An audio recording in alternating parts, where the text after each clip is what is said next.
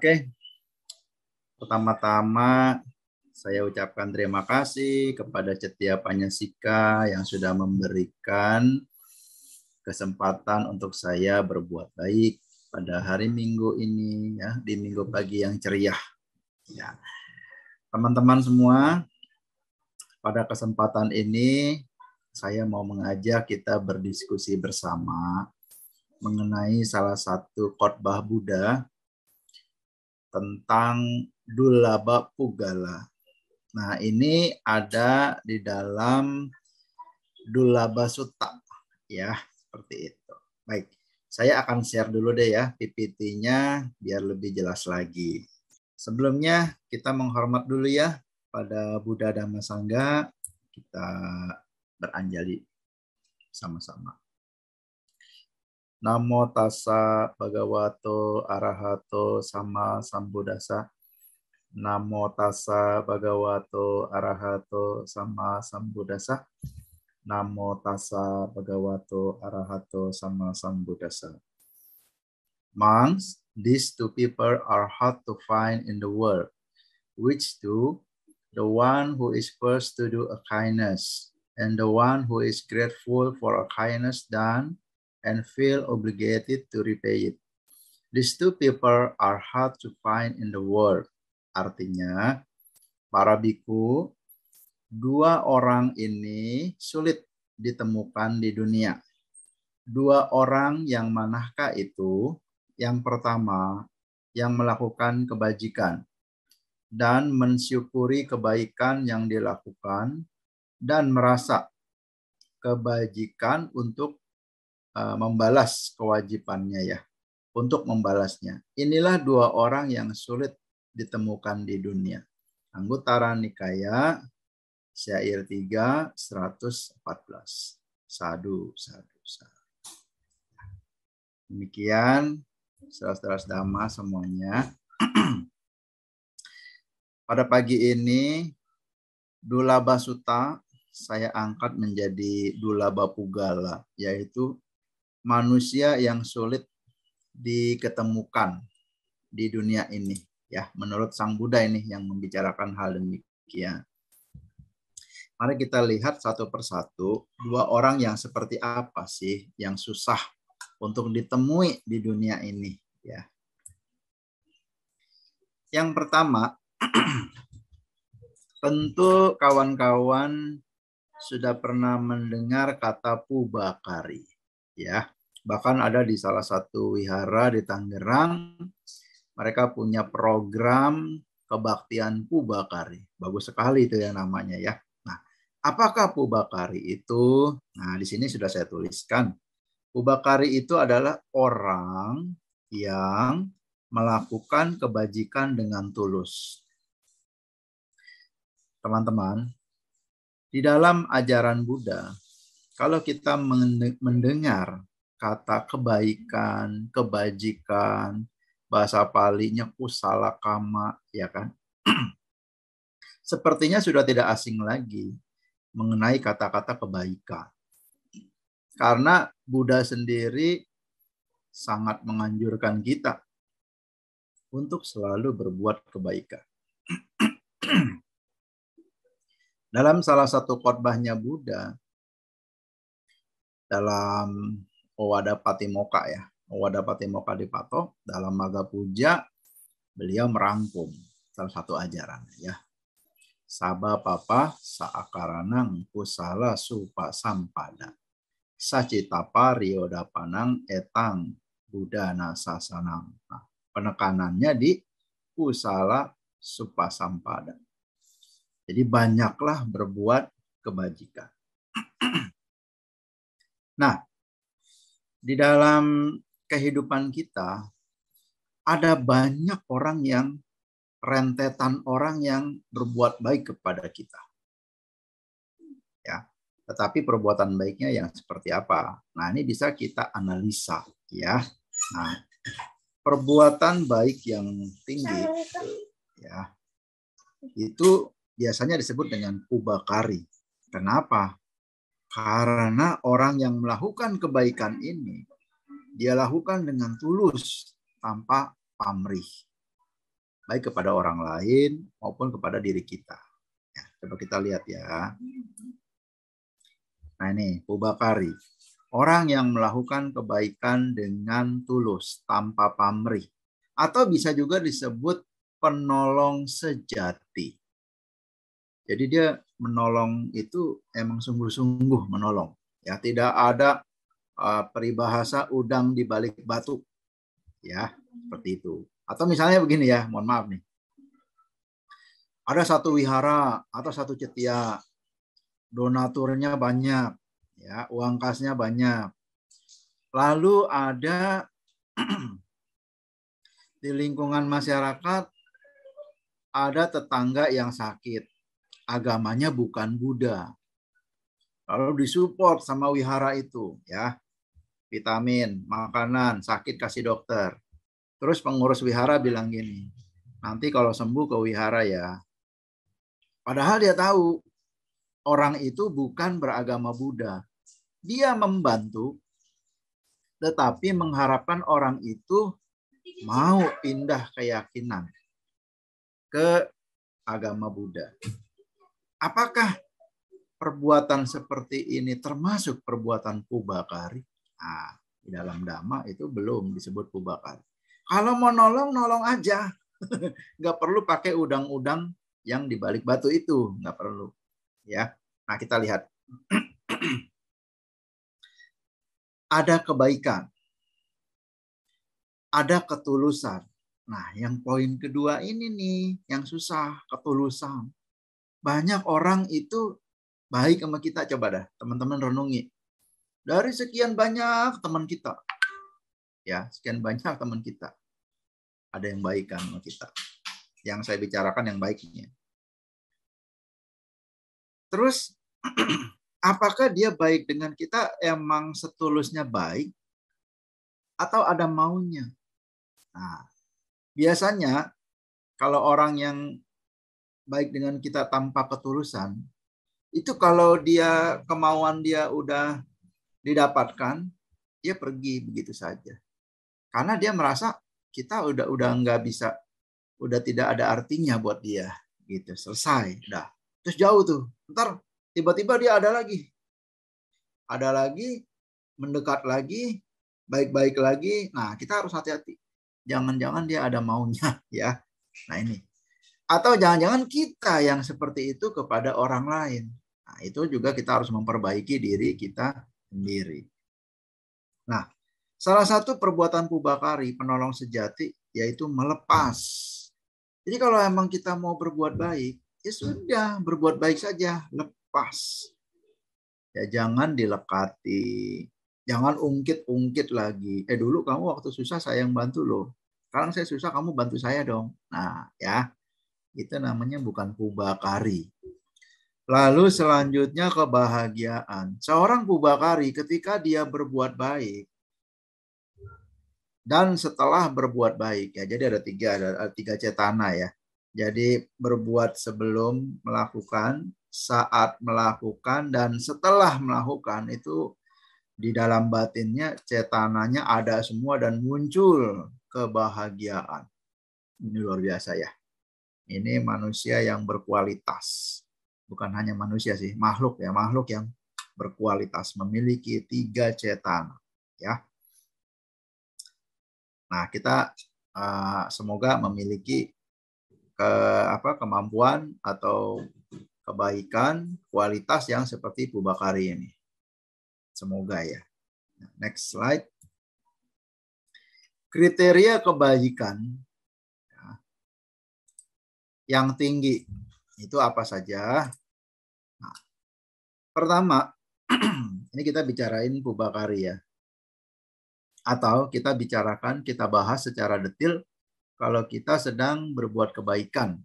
Kalau kita sedang berbuat kebaikan, satu, lakukanlah kebaikan dengan senang hati. Dengan gembira hati. Kan ada orang kalau berbuat baik cemberut gitu ya. Nggak ada kesannya. Lakukanlah kebaikan dengan kesungguhan hati, dengan kesenangan, kebahagiaan. Munculkan itu. Romo, saya ini dana makan ke Bante. Tapi saya lagi berduka. Kenapa? Mama saya sedang sakit. Atau anggota keluarga saya sedang sakit. Gimana saya mau happy? Saya sih tetap berbuat baik, dana makanan, ya, nolong orang. Saya mau. Tapi susah loh munculin itu. Itu betul sekali. Hanya orang yang sering berbuat kebaikan yang bisa ahli ketika dia berbuat baik memunculkan satu kebahagiaan. Memunculkan perasaan senang atau somanasa. Dalam Abhidhamma Tasanggaha kan disebutkan seperti itu ya. Ada perasaan yang menyenangkan. Nah, kita latih teman-teman. Teman-teman tahu tidak? Ketika Anda melakukan patidana, ketika Anda mau melimpahkan jasa-jasa secara umum ya, sebenarnya jasa nggak bisa dilimpahin ya, karena emang karma ya kita yang tanam ya kita yang tuai gitu ya. Tapi ya nggak ada kata lain lagi dengan terpaksa menggunakan pelimpahan jasa ya sudahlah. Nah, ketika kita melakukan pelimpahan jasa, apakah kita punya rasa bahagia saat melakukan patidana? Apakah kita punya kebaikan, lalu muncul kebahagiaan, lalu kita bacain punya si Dani, kata saya, nanya, dan lain-lain. Kalau itu nggak muncul, percuma loh kawan-kawan. Cuma. Apalagi membaca parita, gata, dengan perasaan yang kurang baik, di mana gelombang pikirannya itu tidak menjadi patidana kalau kita mau patidana. Seperti itu. Nah, jadi disinilah poinnya. Kenapa? Kalau kita berbuat baik itu harus memunculkan perasaan senang. Nanti ketika kita patidana, kita bacain paritanya atau gatanya, patidana itu, ada enggak perasaan memori berbuat baik yang muncul lalu dia ada rasa senang. Nah, perasaan itulah yang menjadi getaran gelombang yang ditangkap oleh mendiam. Ya, ini kalau kita mau kupas detil-detil seru nih sebetulnya. Ya, tapi waktunya kan tadi cuma 45 menit, ya. Lalu yang kedua, kalau kita berbuat baik, kita bersekutu enggak dengan pengetahuan? Kita ngerti nggak berbuat baik itu ada manfaatnya. Ada loh orang yang berbuat baik karena gengsi. Orang berbuat baik karena ikut-ikutan, ya kan? Atau orang berbuat baik terpaksa juga ada. Nah, kalau yang seperti itu berarti dia tidak bersekutu dengan pengetahuan. Nah, mulai detik ini, ketika kita berbuat baik, selain ada perasaan senang, munculkan dengan bersekutu bersama pengetahuan bahwa perbuatan baik ini penuh manfaatnya. Dan perbuatan baik ini bisa mengikis kekotoran batin kita. Itu yang kedua. Yang ketiga, perbuatan baik ini pun yang paling tinggi dilakukan yaitu tanpa ajakan atau spontan. Inisiatif sendiri. Ya bagus sih diajak sama teman ke wihara, diajak sama teman untuk ikut nih sekarang kayak Puja Bakti ya, diskusi dhamma daripada enggak ya. Tapi yang paling tinggi adalah spontan. Ketika dia membaca, oh ini ada Puja Bakti nih. Oh sebetulnya saya nih ada mau ketemu sama teman. Ya udah deh di cancel dulu, ikut Puja Bakti dulu. Setelah ini baru kita berjumpa dengan sahabat bisa. Nah, itu artinya dia memanage ya tanpa ajakan, selanjutnya ikut berbuat kebaikan. Kriteria yang tinggi. Ya, jadi 3 ya. Dengan perasaan senang, berbuat baik bersekutu dengan pengetahuan, dan yang ketiga, berbuat baik dilakukan dengan spontan. Ini luar biasa ya. Nah, ini. Perasaan itu ada 3 macam. Ya, kita melihat Pubakari ini ya. Jadi ketika Pubakari berbuat baik, nah Pubakari ini Ada 3 macam perasaan yang muncul. Tapi yang dimunculkan yang mana? Apakah perasaan senang ketika berbuat baik? Apakah perasaannya tidak suka? Ya, somanasa, terus domanasa, lalu ini netral. Ya, asomanasa, adomanasa. Artinya netral. Yang mana yang sering kita lakukan? Kalau kita berbuat baik, yang muncul nih yang mana? Syukur-syukur diharapkan yang somanasa. Berbuat baiklah dengan perasaan gembira. Efeknya itu akan suka. Suka itu jasmani. Somanasa, perasaan bahagia atau gembira melalui batin. Ya. Suka, perasaan bahagia melalui jasmani. Jadi kalau somanasa, nanti otomatis jasmaninya suka, akan terasa ringan, lentur, ya, terus melayang, ya. Coba aja kalau kalian atau teman-teman sedang gembira, jalan kayaknya enteng ya, nah, gitu. Coba kalau kita sedang dirundung sedih, atau anak lagi sakit, ya, atau orang tua lagi sakit, atau mengalami kematian nih orang tua, gitu ya. Kan orang tua yang meninggal. Kenapa kok badan kita nggak enak ya? Berat seperti di pundak itu kita sedang bawa beras sekarung gitu ya. Nah, itu karena somanasanya berpengaruh dengan duka. Ya, perasaan domanasa mempengaruhi duka. Duka itu perasaan tidak suka melalui jasmani ya. Domanasa lewat batin, duka lewat jasmani. Pengaruh itu ya kawan-kawan. Nah, ada lagi yang terakhir, yang netral. Netral itu gimana sih Romo? Apakah netral itu bagus? Di satu sisi netral itu bisa bagus, di satu sisi yang netral itu tidak ada efek. Kayak apa contohnya perasaan netral itu? Begini. Ketika indera kita, yang paling gampang tuh mata deh ya. Paling gampang mata. Ketika mata kita melihat kontak dengan objek, warna, bentuk, benda, sinar, ya kan? Melihat sesuatu yang baru kali itu kita lihat. Itu nggak ada tuh perasaan suka atau tidak suka.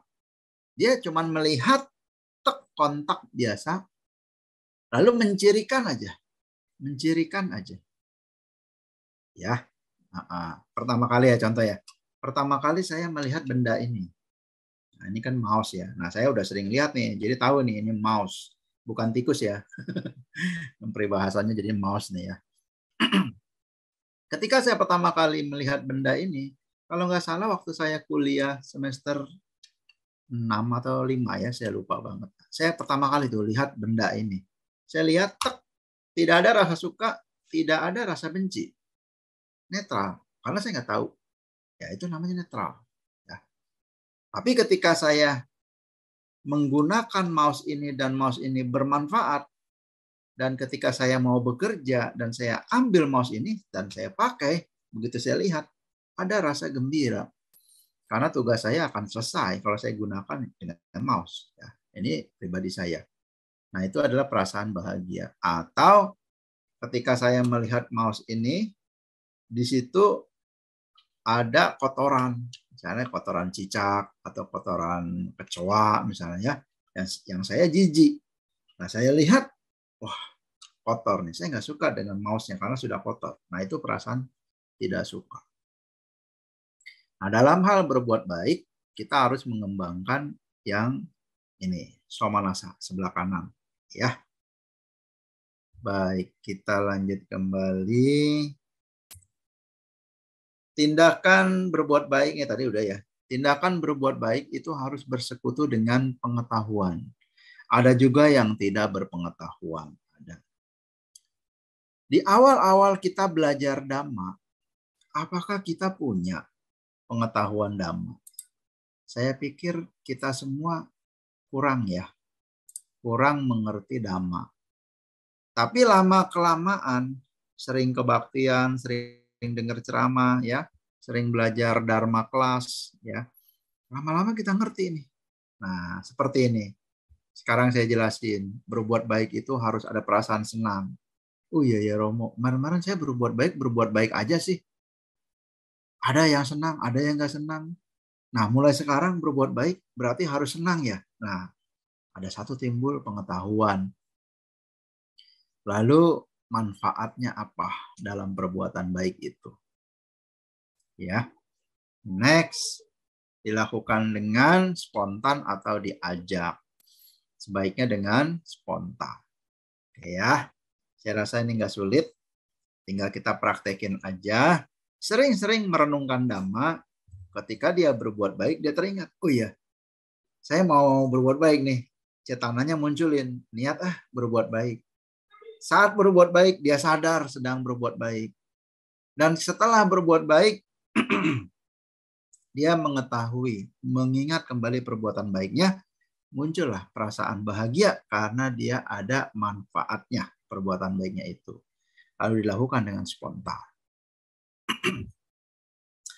Manakah kebajikan yang berkualitas? Yang tadi yang udah kita bahas, ya. Dengan perasaan senang, berpengetahuan, dan spontan. Selanjutnya. Kualitas Bubakari. Nah, ini udah ya. Sudah tadi. Baik, saya lanjutin lagi. Nah, ini penting. Ya. Kalau yang pertama tadi adalah Bubakari, orang yang banyak berbuat baik kepada kita. Nah, kita harus tahu siapakah Bubakarimu. Ya. Kita jangan sampai orang yang melupakan jasa-jasa orang, ya. Nah, ini ada beberapa Pubakari kita. Pertama, Sang Buddha. Sang Buddha sendiri adalah Pubakari. Dia apakah pernah berjumpa dengan kita? Ya memang secara fisik kita nggak pernah berjumpa dengan Sang Buddha. Tetapi secara Dhamma, ketika kita mengenal Dhamma, berarti kita mengenal Sang Buddha. Ya. Selanjutnya Sangga. Sangga ini adalah mereka-mereka yang meninggalkan keduniawian, ya, membimbing umat-umat ke arah pencapaian nibbana, kekotoran batin. Mereka juga Pubakari kita yang selalu mengingatkan kita bahwa kita hidup di dunia ini bukan hanya mencari duniawi, tetapi kita juga ada loh tujuan tertinggi, tujuan yang terluhur, yaitu tujuan untuk pencapaian di atas duniawi. Apa sih Romo pencapaian di atas duniawi itu? Tujuan tertinggi itu yaitu pengikisan loba dosa moha yang nantinya bisa mencapai kebebasan mutlak dari penderitaan. Seperti itu. Ya. Jadi kita harus tahu Sangga juga ternyata Ubakari kita. Lalu yang ketiga adalah orang tua kita, ayah dan ibu kita. Mereka juga disebut Pubakari. Orang yang selalu menolong kita tanpa pamrih. Ya. Saya baru kerasa punya anak. Ketika saya punya anak, baru tuh muncul tuh Pubakari saya. Ya. Bahwa menolong anak kita, membesarkan anak kita, mendidik anak-anak kita, betul-betul saya nggak pernah mengharapkan imbalan dari anak. Kita pernah mendengar ya, ada orang tua yang mengatakan seperti ini. Tapi ini jangan dicontoh ya. Papa sudah membesarkan kamu orang. Gitu ya. Nanti kalau papa sudah tua, kamu harus sokong papa. Kalau kamu gajinya 10 juta, kamu harus, misalnya anak kelima ya, kamu harus kasih papa sebulan satu anak 5 juta untuk kebutuhan papa. Karena papa sudah membesarkan kamu, membiayai kamu, merawat kamu, dan lain-lain. Nah, pertanyaannya kita nih, apakah orang tua yang seperti itu adalah orang tua yang disebut pubakari? Ternyata orang tua yang seperti itu bukan disebut orang tua pubakari. Jangan salah ya teman-teman. Membesarkan anak, mendidik anak, merawat anak adalah tugas orang tua, ada dalam Sigalowada Sutta. Ya kan? Tanggung jawab kita, karena kan kita sebagai orang tua. Jangan kita menjadi orang tua yang seperti menarik pajak, menarik upeti setiap bulan. Apakah kita nggak tahu anak kita juga mungkin dalam keadaan susah, dalam keadaan ekonomi sulit? Nggak bisa kita main patok-patok seperti itu, ya. Yang penting berbuat baik dengan tulus yang tadi, tanpa pamrih, dengan perasaan gembira dan spontan. Nanti otomatis sesuai dengan hukum karma, kita akan mendapatkan balasannya. Tidak perlu juga kita ingat-ingat karma-karma baik yang pernah kita lakukan, nggak perlu sih ya. Kalau perenungan boleh untuk memunculkan rasa bahagia. Tapi kalau mengungkit-ungkit perbuatan baik yang dilakukan, saya pikir itu bukan pubakari sebagai orang tua. Ya kan? Seperti itu. Selanjutnya, guru. Ya, guru-guru kita. Dari kita semenjak kecil sampai kita dewasa kan kita punya guru ya. Dari taman kanak-kanak, SD, TK, SMP, SMA, kuliah, gelar master sampai doktor itu kan punya guru-guru. Nah, mereka itu juga disebut pubakari. Ya, emang nggak semua guru yang pubakari ya, nggak semua. Tapi sedikit banyaknya ada guru yang pubakari, yang betul-betul dia mengajar, mendidik, ya, mengembangkan potensi kita. Selanjutnya sahabat-sahabat. Nah ini ya, sahabat-sahabat kita, baik sahabat-sahabat di dalam dhamma, baik sahabat-sahabat di dalam pekerjaan, baik sahabat-sahabat yang di rumah, ada juga yang pubakari. Ya, seperti itu. Nah, teman-teman, ini adalah beberapa contoh pubakari yang ada dalam kehidupan kita. Masih ada lagi enggak Romo pubakari yang lain? Banyak. Tukang sampah, ya kan? Pasapam di rumah. Apalagi ya. Gojek, ya macam-macam. Lalu ada pertanyaan, mereka kan digaji Romo, apakah mereka sebut pubakari? Kalau gaji mah normal kali, standar. Kayak saya guru agama Buddha nih di sekolah BINUS. Saya kan kerja kan, mengajar ajaran Buddha kan. Lalu kan digaji. Apakah ketika saya digaji sebagai guru, saya nggak disebut pubakari? Bisa. Ketika saya menjadi guru dengan sungguh-sungguh kepada murid-murid saya berikan semua ilmu pengetahuan kepada murid-murid saya sesuai dengan kemampuannya. Dengan tulus saya berikan. Saya sudah disebut dengan pubakari. Tapi kan Romo digaji. Iya. Ya kalau nggak digaji saya nggak hidup dong.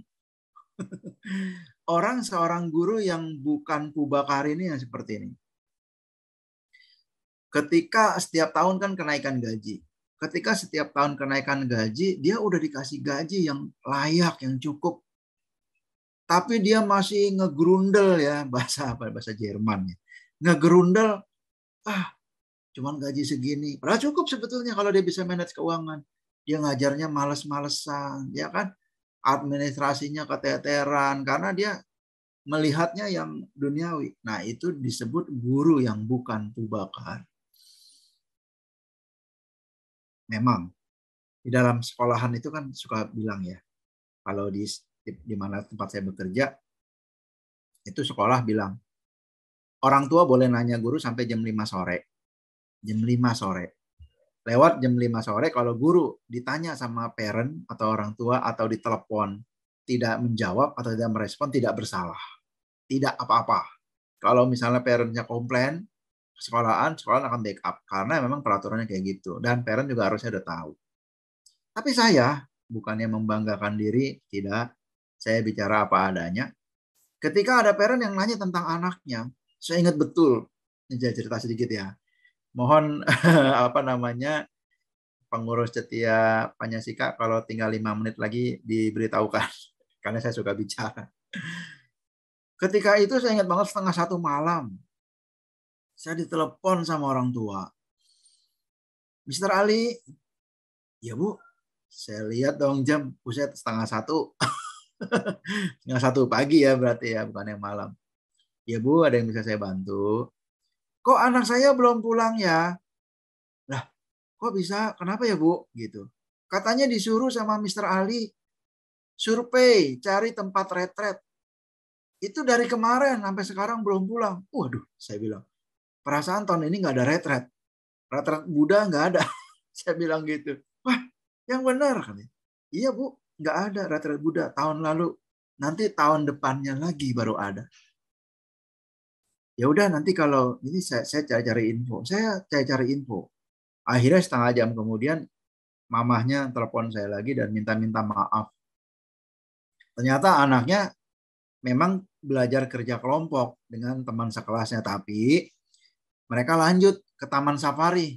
Sampai Taman Safari Night katanya. Namanya anak kelas 2 SMA, kelas 3 SMA. Yang ingin menunjukkan bahwa dirinya itu udah gede ceritanya gitu. Tapi nggak bilang-bilang orang tua. Nah, ya orang tua khawatir. Nah, menurut saya, siswa ini itu tanggung jawab saya juga. Walaupun di luar jam sekolah. Ya ini kan ada ya dalam Sigala Wada Sutta, kewajiban seorang guru melindungi siswa di segala penjuru arah. Ini nggak enaknya guru nih ya. Salah satu ya dari 5 kewajiban guru melindungi siswa dari segala arah loh. Makanya itu ada salah satu kewajiban siswa. Ketika gurunya lewat, itu siswa wajib berdiri. Menghormati gurunya. Karena gurunya menyayangi siswa kayak anaknya sendiri. Luar biasa kan? Ya, itulah yang diberitakan oleh Sang Buddha dalam Sigala Wada Sutta. Bahwa teacher atau guru ubakari. Ya kalau guru yang benar ya, ubakari. Jadi kita ketemu guru itu benar-benar hormat ya, sopan. Saya sampai sekarang kalau ketemu guru saya, baik dia guru agama saya maupun guru biasa saya hormati sampai ke ubun-ubun saya. Ya, mahkota kepala kan di ubun-ubun ya. Katanya rambut. Kalau menurut saya sih ubun-ubun karena rambut saya udah habis. Saya ketemu guru saya hormat. Guru saya Muslim, saya cium tangan. Ya kan? Kita ikutin tradisinya, cara penghormatannya. Dan teman-teman, sahabat-sahabat ya, itu juga Pubakari. Oke, saya lanjut. Nah, yang kedua, yang pertama adalah orang yang sulit ditemukan di dunia ini adalah Pubakari, yaitu penolong sejati. Yang kedua, orang yang sulit ditemukan di dunia ini adalah Katanyu Katawedi, yang artinya orang yang tahu berterima kasih. Jarang sekali orang yang tahu berterima kasih. Sebetulnya Pubakari itu nggak mengharapkan orang yang dibantu itu menolong dirinya. Kan namanya juga udah Pubakari. Tanpa mengharapkan imbalan. Tetapi Sang Buddha juga mengingatkan bahwa kita yang pernah ditolong sama Pubakari punya dong katanya kata Wedi. Tahu dong berterima kasih ya. Seperti itu. Saya dulu masih kecil pernah baca tuh ya salah satu kitab suci. Papa saya tuh waktu masih beliau hidup. Namanya Koong Kwan Siim Keng ya. Ini nggak ngomongin sekte ya. Ini hal yang baik menurut saya. Saya baca tuh ada nasihat dari Dewi Kwan Im. Saya masih ingat salah satunya gini. Ketika ada orang yang pernah menolong kamu sekali, kamu harus balas dia 10 kali. Wah, dia bilang. Saya waktu itu saya ingat masih kelas 3 SD. Saya bacanya juga masih ngeja-ngeja, ya kan? Saya lihat, wah ini luar biasa ya ajarannya ya. Nah sekarang saya udah belajar dhamma nih. Oh maksudnya itu katanya kata Wedi tahu berterima kasih. Ya. Nah kita lihat yuk. Atau membalas budi ya, budi baik, jasa-jasa kebaikan ya. Sejujurnya budi baik itu memang sulit loh dibalaskan. Dari waktu aja nggak ketemu. Waktunya ya dulu. Kita mau balasnya sekarang, timingnya udah nggak tepat, ya kan? Yang kedua, dari kualitas hatinya orang itu, perasaan orang itu kita nggak tahu. Karena kita nggak punya kalkulator pengukur hati orang. Apakah dengan kebaikan hati dia yang waktu itu dengan gembira, senang luar biasa, terus kita juga membalas dia dengan senang gembira luar biasa, apakah sama tuh kalau di timbang? Kan nggak ada yang bisa menimbang hal itu, ya kan? Makanya saya katakan sesungguhnya, sejujurnya membalas budi itu sulit dibalaskan. Tapi kita coba, kita balas kebaikan dibalas dengan kebaikan, ya kan? Nah, lalu mereka yang sulit dibalas budinya nih siapa nih ya? Nah, tadi itu ada Buddha, sangga, orang tua, guru-guru, sahabat-sahabat sejati. Saya yakin Sang Buddha nggak mengharapkan apa-apa.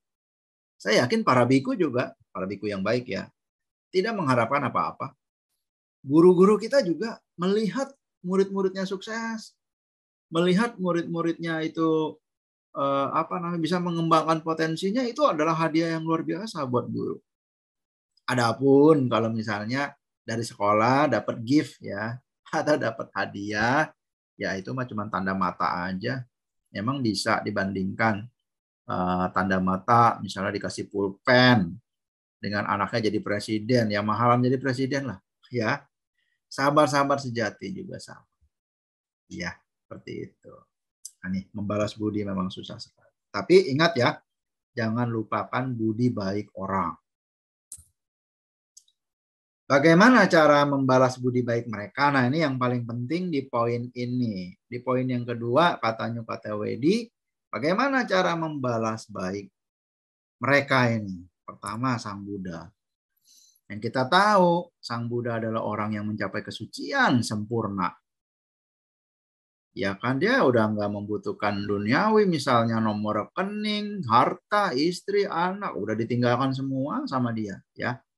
Nah, teman-teman masih ingat nggak ketika 3 bulan lagi Buddha mau wafat? Ya, ada murid-murid Buddha yang pijitin Buddha, ya kan? Ada murid-murid Buddha yang cuciin jubahnya, cuciin kakinya, kasih makan Buddha. Buddha bilang ya kamu berbakti, kamu melakukan puja, penghormatan dengan baik. Tetapi ada anakku yang lebih tinggi pujanya. Mereka kaget, oh siapa? Nah ya, namanya Subhada, tapi yang umurnya masih muda, ya bukan yang tua, yang masih muda. Ternyata Subhada itu ketika ditasbih jadi biku dan dia tahu Sang Buddha mau meninggal 3 bulan lagi, dia langsung pergi ke hutan setelah mendapatkan wejangan cara-cara melatih bawana, melatih meditasi. Setelah sampai di hutan, dia meditasi, dia mencapai arahat. Nah, Buddha sendiri langsung declare bahwa orang yang melakukan penghormatan yang tertinggi, yang membalas budi baik Buddha, katanya kata Wedi, adalah mereka yang menjalankan Dhamma sampai menembus Dhamma, mencapai kesucian. Nah, itulah katanya kata Wedi kita kepada Sang Buddha. Luar biasa ya. Next, Sangga. Gimana caranya kita melakukan katanya kata Wedi kepada Sangga? Ya sokonglah 4 kebutuhan pokok para biku semampu kita. Ya kan? Kan masih banyak teman-teman yang lain, ayo kita dorong ya, misalnya di wihara dana makan yuk ke Bante, kita atur jadwalnya gitu ya. Lalu ada Bante yang sakit nih, gimana nih, yuk kita urunan atau kita gimana, kita bawalah ke dokter gitu kan ya. Nah karena Sangga sendiri sudah sangat berjasa buat kita. Bayangkan kalau di dunia ini nggak ada Sangga, agama Buddha sudah bukan tiratana lagi nanti ya. Walaupun sangga-sangganya belum mencapai kesucian mungkin para bikunya, tapi kita nggak tahu kan, mereka nggak pernah declare seperti itu ya. Next, orang tua nggak bisa dibalas jasanya dengan duniawi ya. Teman-teman udah pernah baca kan dalam khotbahnya Sama Cita, Sang Buddha mengatakan kalau orang tua kita dua-duanya ditaruh di pundak kiri dan kanan selama 100 tahun sambil naik gunung Himalaya pulang pergi tiap hari, lalu dia buang air besar di kepala, buang air kecil di kepala, kita mandiin dia, kita kasih makan dia selama 100 tahun, belum bisa membalas kebaikan orang tua kita. Kayaknya itu mah susah ya. Hal yang nggak mungkin dilakukan. Tapi kalaupun bisa dilakukan, belum bisa.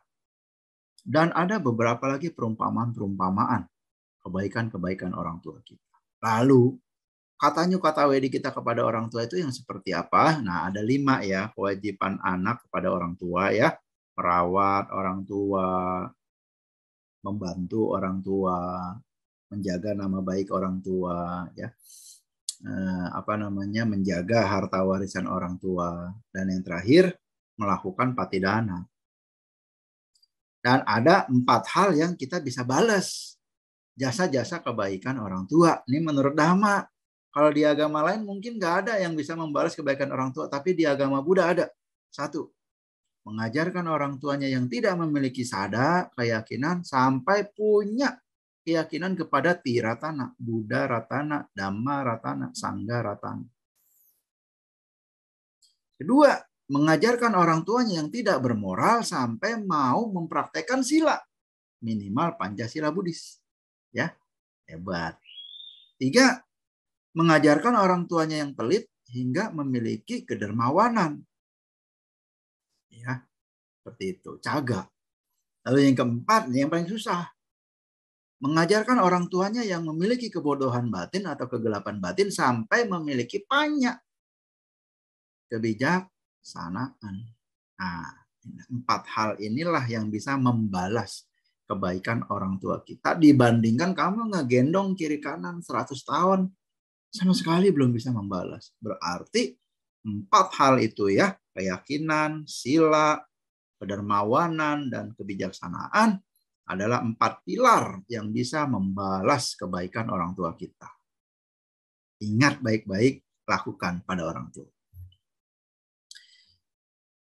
Saya ingat, tidak mungkin saya berceramah begini di depan papa saya waktu beliau masih hidup.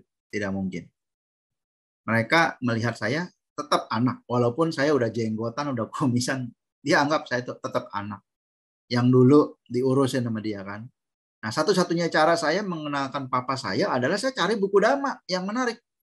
Yang tulisannya gede-gede. Karena orang tua kasih kecil-kecil. Mabok dia, pusing. Saya ambil tuh dari wihara, minta maksudnya. Boleh nggak? Pinjem deh, pinjem buku Dhamma. Riwayat hidup Buddha yang tulisannya gede-gede. Kita perhatiin dong, di mana papa kita yang lagi nyantai, duduknya di mana nih. Nah, taruh aja tuh buku, ceder di situ. Dilihat sama dia, dibuka. Tek, tek, tek. Oh iya, dibaca. Ngerti dia Dhamma. Hebat kan? Nah, banyak trik-trik kayak gitu. Ya, seperti itu. Oke, next ya. Guru. Bagaimana kata wedi kita kepada guru kita? Menghormat. Pertama, hormati guru. Murid yang nggak bisa menghormati guru, saya pikir, pendapat saya ya, ilmu yang diajarkan akan tidak bermanfaat. Saya ngerasain kok. Saya termasuk dulu ya, ini curhat juga ya, waktu SMA, saya nggak suka loh sama guru fisika saya. Guru fisika saya. Ini sorry nih, agak rasis sedikit ya. Ini saya salah ya. Maksudnya tolong diambil baiknya. Guru fisika saya orang Jawa. Ngomongnya medok banget. Telinga saya telinga parung nih.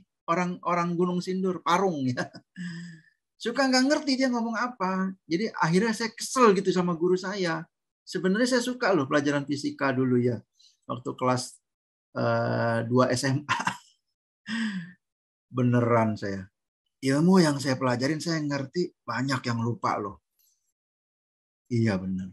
Saya lalu tahu kuncinya apa. Wah, saya kurang menghormati guru saya. Suatu saat, ketika nanti ya, suatu saat mudah-mudahan ada karma baik. Kalau saya jumpa dengan beliau, saya akan minta maaf sama beliau. Ya, saya akan hormati beliau. Gitu. Dan ketika saya kuliah dulu di Nalanda, tahun berapa tuh ya? Tahun 99. Saya ketemu dengan satu sosok guru yang mengajarkan Dhamma. Ngomongnya Jawa juga, sama-sama orang Jawa berarti kan. Ya, tapi ini agak jelas lah kedengarannya. Dan bagus sekali penjelasannya. Mendiang Bapak Dodi Herwidanto MA. Apa yang mau saya tanya udah dijelasin. Ini orang luar biasa nih. Sampai saya kepengen banget jadi guru agama Buddha. seperti dia, hebat sekali. Inilah salah satu katanya kata wedi saya kepada beliau. Seperti itu. Ya, jadi pertama hormati, yang kedua apa yang diajarkan kita praktekin pelan-pelan. Ya, seperti itu. Selanjutnya ini sahabat sejati ya. Nah, dalam berteman juga kan ya, banyak teman-teman Pubakari kita. Nah, bagaimana cara membalas Pubakari teman-teman itu? Kata wedi kita kepada mereka. Ya, kita bisa membantu sesuai dengan apa yang kita mampu. Ya. Baik, ini tinggal berapa menit lagi? Setia Panyasika, pengurus. Masih ada waktu? Masih bisa, Romo. Ya, saya mau cerita pengalaman hidup saya.